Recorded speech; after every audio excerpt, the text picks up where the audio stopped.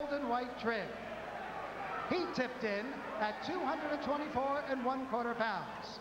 Now this young pugilist is undefeated in 14 pro bouts with 3 knockouts. He is the current USBA heavyweight champion and is ranked number 7 by the IBF and number 8 by the WBA. All the way from Grand Rapids, Michigan, ladies and gentlemen, let's welcome aboard Buster Mathis Jr.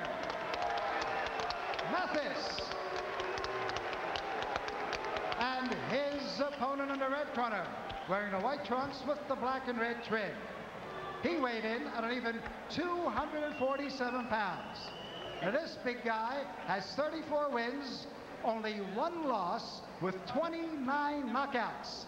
Now get this, he is the former 1988 Olympic silver medalist, the former IBF and WBA heavyweight champion of the world, is ranked number 4 by the IBF and the USBA.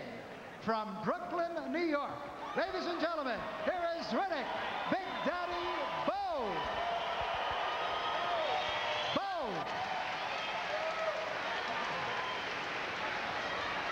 Good evening, Riddick and Buster.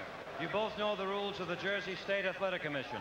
Shake hands now. Come out boxing at the bell. Good luck. That voice of Arthur Mercante was heard 26 years ago in the first event at this current Madison Square Garden. Thank you, between Joe Frazier and Buster Mathis Sr. for the heavyweight championship of New York, because Muhammad Ali was then in exile from his championship. And can you believe, Larry, Mercante is 75 years old. He had that fight scored 5 rounds apiece when it ended in the 11th round with a knockout by Joe Frazier. Bowe begins with the jab. Buster Mathis looking and waiting for the moment. Riddick in no hurry to get things started.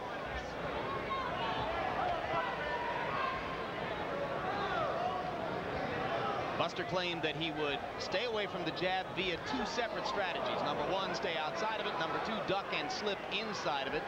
Sooner or later, as you point out, Gil Clancy, if he's going to do anything effective, he'll have to get inside where Bowe may be at his best. Well, you know, that is Mathis' style. He's not fighting a usual Buster Mathis fight. He's trying to fight on the outside. Usually in fights, he moves in behind a left jab and then tries to pump quick combinations on the inside.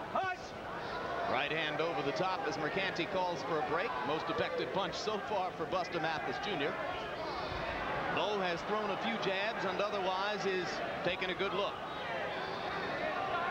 And Mathis said he knows that he's smaller than Bowe, and he's going to try to take advantage and make himself even smaller to be less of a target. But right now he's standing straight up.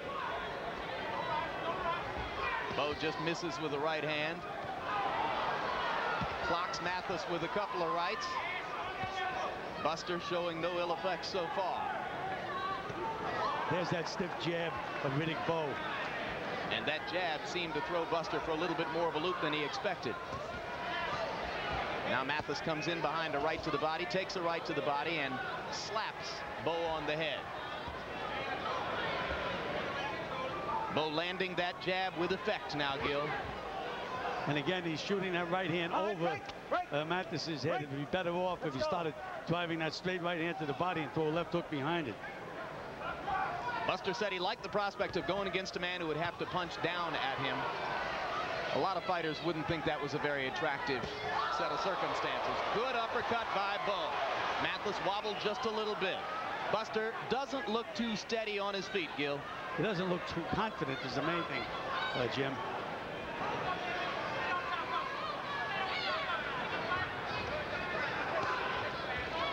A patient Bowe using his technique.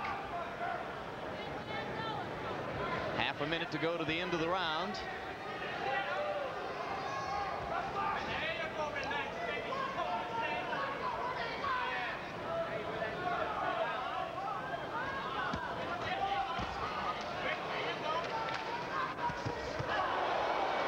Riddick obviously does not think that Buster can hurt him as he steps in.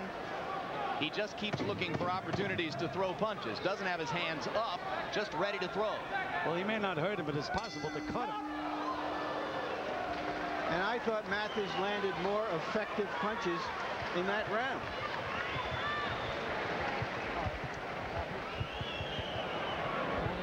Doing with a big right hand. Okay, come on. Yeah. Keep the pressure on. Feint. When you get him in the corner or in the rope, he won't leave feint. When he drives the... You were tight as a drum. He hit you with 2 right hands. You saw them both coming. You got underneath them. Right? It's showtime now, buddy. You threw one 3-punch combination, didn't you? And it worked. You're way too fast for this guy, buddy. You're way too fast. Okay. So now I want to go to work. Okay. All right? I want some noise out of you. All right.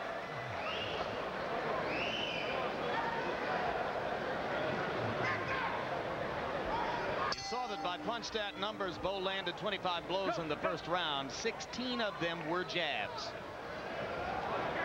Buster Mathis fought an in-and-out fight. Not his typical fight in that first round, Gil. No, usually he crowds you, tries to get off those quick hands of his. But this time he's fighting on the outside. Well, it would appear that he agrees with you, Gil, that going inside against Bo is likely to be a losing proposition. Well, apparently they've scouted Riddick Bowe pretty well. And, you know, in the fight with Holyfield, every round that Bo came out jabbing, he would win the round, but then he'd forget to throw the jab and he'd lose the round. It was so obvious. And I spoke to Riddick about that yesterday, and I said, take a look at the tape. I think he should really be using his jab a lot more than he's using it right now. Double it up. Just keep the guy controlled, and then you can feint and hit him with combination. Right hand landed inside. Mathis takes another right after having thrown a flurry of punches. He catches Bo with a left. And a right hand to the body by Mathis, and now he hugs the big man to stop the action. Let's have a break. Bo had a couple of clear shots there and made them count. He certainly did. He hurt him with that right uppercut to the body.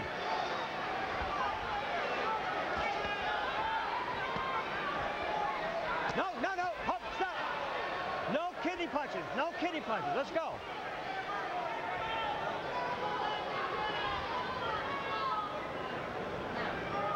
And we mentioned Bo's weight. I think he's carrying a little too much weight right now, Jim. He should be down around 235. Right hand hurt Mathis. But now Buster comes away from the ropes and begins bobbing and weaving. Another right hand lands. Buster Mathis taking a lot of punishment here in round 2 as he feels Bo's power. But again, Bo should be punching to the body. You can move that head, but you can't move the body. Throwing too many punches over Mathis's head. Stop holding, Buster. Right hand over the top by Buster Mathis. He hasn't been as busy as his corner would like for him to be in these first couple rounds. Canty again saying no kidney punching. Gil? He's being manhandled by Riddick Bowe right at the moment. Bo's strength is just a little too much for him.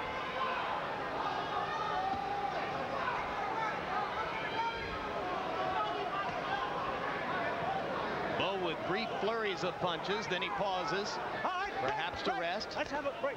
Perhaps to regain a sense of what it is he wants to do in there. Round 2 coming to a close.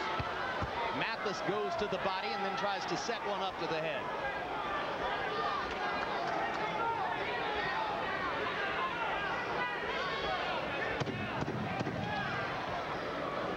Again, Bowe is trying to hit that elusive head instead of going to the body. It doesn't move.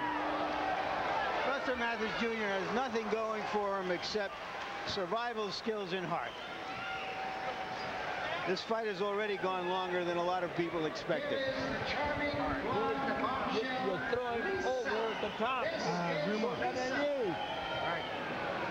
Forget that right hand straight to the head. Go underneath your right hand. Okay. His head button and everything, Pop. Yeah, I know. Okay. You got to step around to the right. Step around to the right. Throw your uppercut. Throw your left hook to the body. Step around to the right. Okay.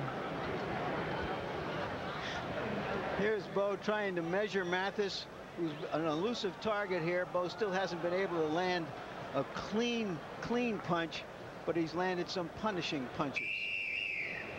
You think there's rust in here at work, Gil? Oh, yeah, absolutely. And, you know, I don't like the idea that Riddick Bowe is not only trying to fight Mathis, he's trying to referee the fight. The one time Mathis hit him a slap on the break, and instead of just going about his business, he made a couple of faces and walked around. You can't fight like a prima donna. The very bad news for Mathis is that in the first 2 rounds, by punch stat numbers, he's thrown fewer than half as many punches as Riddick Bowe. His formula for scoring the huge upset here would have been to be the busier fighter.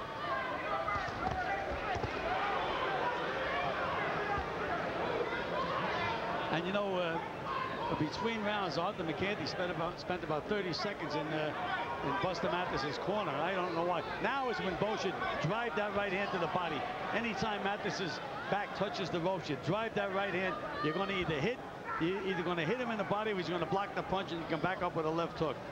But Mathis is teasing him by moving that head. Solid right hand by Bowe as Mathis was coming in. And now Bowe is pawing with his left hand. He's got to snap that left hand. He's trying to think past his left jab, which he shouldn't do. He's thinking knockout at this point, which is part of what got him in trouble against Holyfield, as he himself admits. When you say think past his left jab, do you mean that he's already thinking when he throws that punch what else he's going to do? That's correct, and he's just pushing the jab. He forgets that when you snap the jab, you set the guy up, and then you can really nail him. But when you start pouring that punch out because you're looking to throw a right hand behind it, it takes a lot away from it. That jab had a little snap on it. Those are offensive weapons, better than what came before. Now the right to the body and follow up. All right, break, step back. Don't hit on a break. Step back. Buster hasn't found a way to get inside without taking punishment.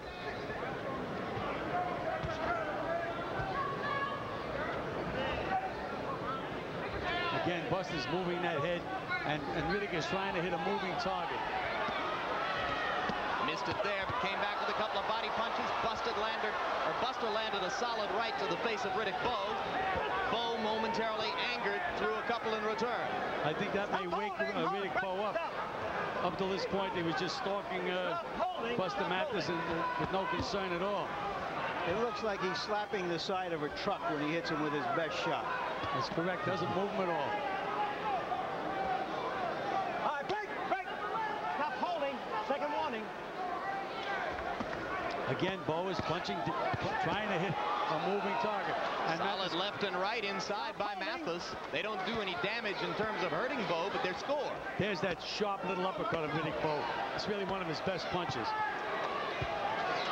Good straight right hand by Bowe after a couple landed to the body. There's the jab and the right hand that followed.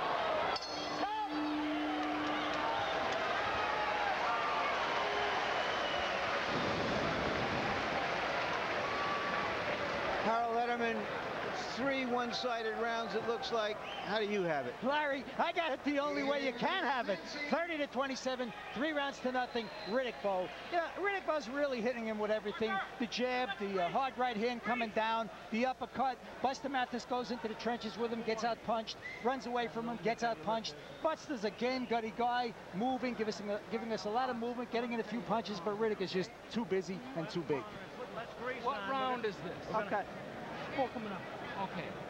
You got to get to work. Here you see Mathis staying under him and just doing the best with what he has. If you rated fights on how is a guy performing according to his ability, Buster Mathis might be winning this, Gil. He gets 100% of himself every time he goes in there. But again, he just wasn't blessed with a big punch. And that's a very important thing for a heavyweight. How do you think Bowe is doing up until now? Is he a little tentative? Is he not sharp? I don't think he's sharp. I really think that he has been a little tentative. He hasn't fought in 9 months. And he just, you know, he's not charged up. Maybe if Mathis hits him with a couple of good punches, it may wake him up a little bit. Does he need rounds? Is having rounds good for him? Well, yes, I would have to say so. The more rounds he gets in this fight. But again, he keeps punching down with that right hand and keeps missing. I don't know why. He just doesn't keep bombing to the body with that right hand. Then he'll be able to hit him on the chin with no problem at all. He landed an uppercut about 20 seconds ago that lifted Buster's left foot off the canvas. Now Bowe landing inside, but this time Buster elects to keep hanging in there. Keeps the shoulder against Bowe, keeps throwing, lands a left to the head. And again, their heads are clashing now, and that's again one of the hopes that Buster Mathis has to get lucky and bust Riddick Bowe up. And Buster is making a concerted effort here in round 4 to stay inside. Now this is the fight plan by which he might hope to succeed. Because of hustling and work like that. And that took a hard right hand, but landed one first. You know, it's a funny thing, Jim. Most guys that can't punch can really take a good punch. It's usually the big punches that when they get nailed with a solid shot, they go. And Mathis is no puncher, but apparently he can really take a punch. Little blood trickling out of the mouth of Buster Mathis Jr. right now. More than halfway into round 4. And you know, Riddick Bowe is not bending his knees inside. Now he hurt Mathis with that right hand. That was a terrific right hand, and Buster is flat-footed at the moment. Ducking and slipping. Bowe has missed 7 straight big shots. And then he knocked him down while he was down. And he could get penalized for that if the referee won. He was on one knee. Stopping the fight. Mercante is stopping the fight. Now it remains to be seen what decision Mercante's going to make here. Mathis had a knee on the canvas. And Mercante is warning Riddick Bowe. Is this fight in Mercante's hands, Harold Letterman? Absolutely. Well, be a disqualification. Arthur Mercante, if he says it's a foul, could disqualify Riddick Bowe. If Buster Mathis can continue, there's no question. It's up to Mercante. No question that he did hit him when he was down. His knee was obviously on the canvas. Must have been on the canvas 2 or 3 seconds before Riddick Bowe finally landed that final punch. Now, Larry Hazzard is meeting with Arthur Mercante. They're talking it over. This may be a disqualification win for Buster Mathis Jr. The fight is definitely over. There will be no resumption of the action. I stopped the fight because I could see that he was not able to continue, and it's considered a KO. That's all. It's a KO. Now, what you want to do is up to you as far as fine. I think okay, we'll deal with that. We'll deal with that part. Okay. Yeah, we'll call it. You're hearing Larry Hazzard talking to the referee Arthur Mercante. Mercante is saying he stopped the fight because of KO, and the rest is up to Hazzard. So now it's what is Hazzard rule? And I didn't count. He's knocked out. But he has to be reprimanded for what he did. But he knocked him out. He knocked him out on the foul. After the bell. So here's what we're saying. Why don't we? Yeah, but the point is, we hit him after the bell. We had to determine. Do we feel that it was? I didn't think it was intentional. No, I didn't think it was intentional. He was in the stream. He was in the stream. He was unintentional. Yeah, he was in the stream. But he was down. It was unintentional. He was down.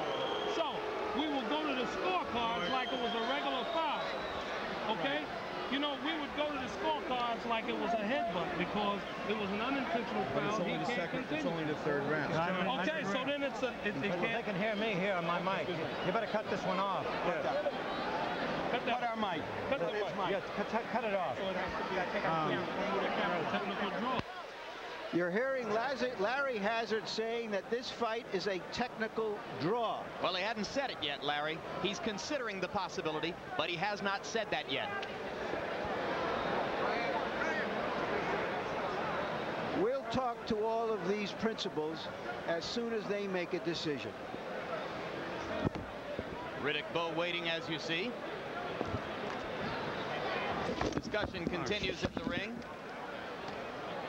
It's not okay. Larry Merchant turns over 3 glasses of water while stepping up from our table into the ring. Yeah, but I have a waterproof suit, Jim, so it's okay. It's the best waterproof tux on the market, isn't it, Gil? It certainly is. I figured I'd be working in the rain someday.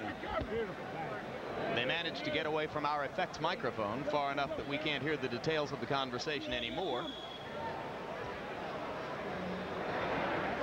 But we'll be talking to all 3 of the principals in this affair, including Mercante, and I presume Larry Hazzard once all of this has been settled.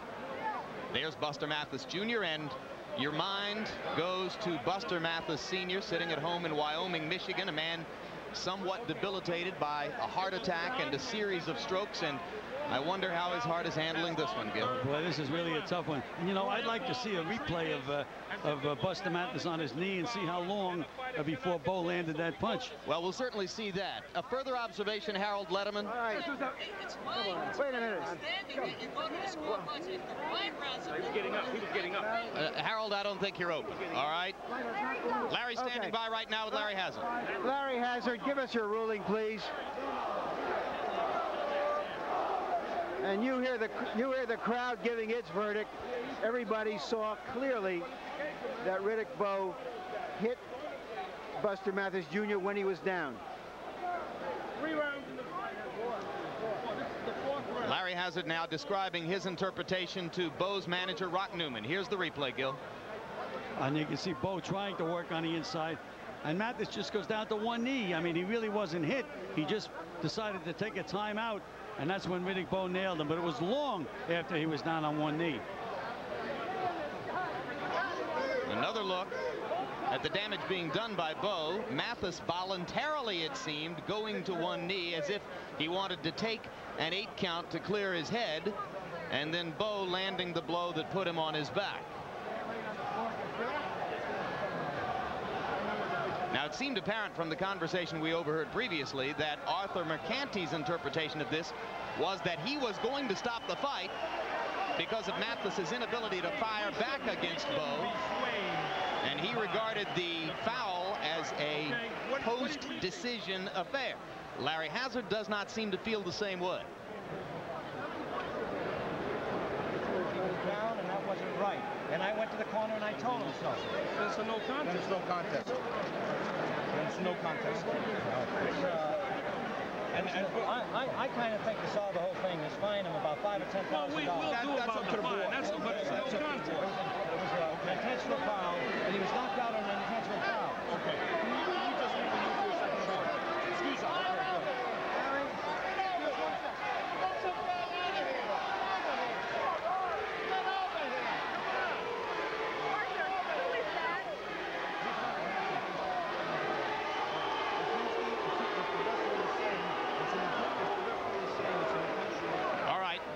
Since we can no longer hear the discussion while we're looking at this, if I can get the truck to open you, Harold, let's get Harold Letterman's microphone open, and very quickly, Harold, your further interpretation. Jim, I'm under the impression that in Jersey you go to the scorecards on a foul after 5 rounds have been completed. Before that, it's a technical draw. So therefore, they can't go to the scorecards. If Hazzard says that Mathis got knocked out by a foul, they can't go to the scorecards. They've got to declare it a technical draw, or Riddick Bowe loses on a disqualification.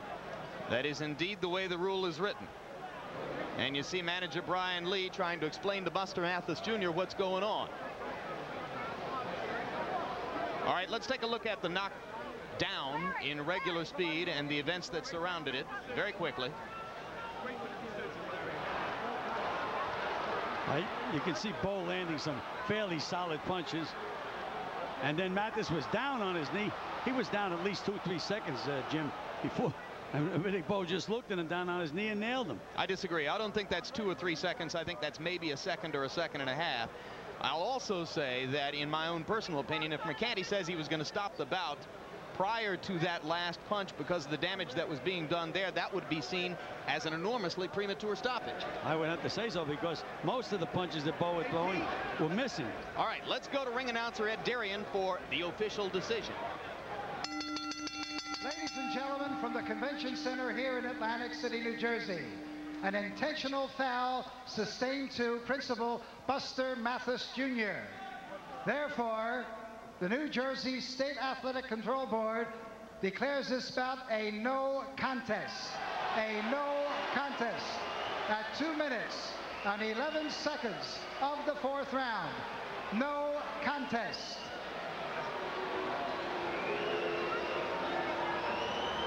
Well, it becomes the second no contest of Buster Mathis Jr.'s career. At least a minor disappointment for Riddick Bowe, who does not get the expected knockout victory. Buster Mathis holding his arms up in triumph, as if to say that he proved something by lasting long enough to get a no contest. And now let's go to Larry Merchant with the chairman of the New Jersey State Athletic Commission, Larry Hazzard.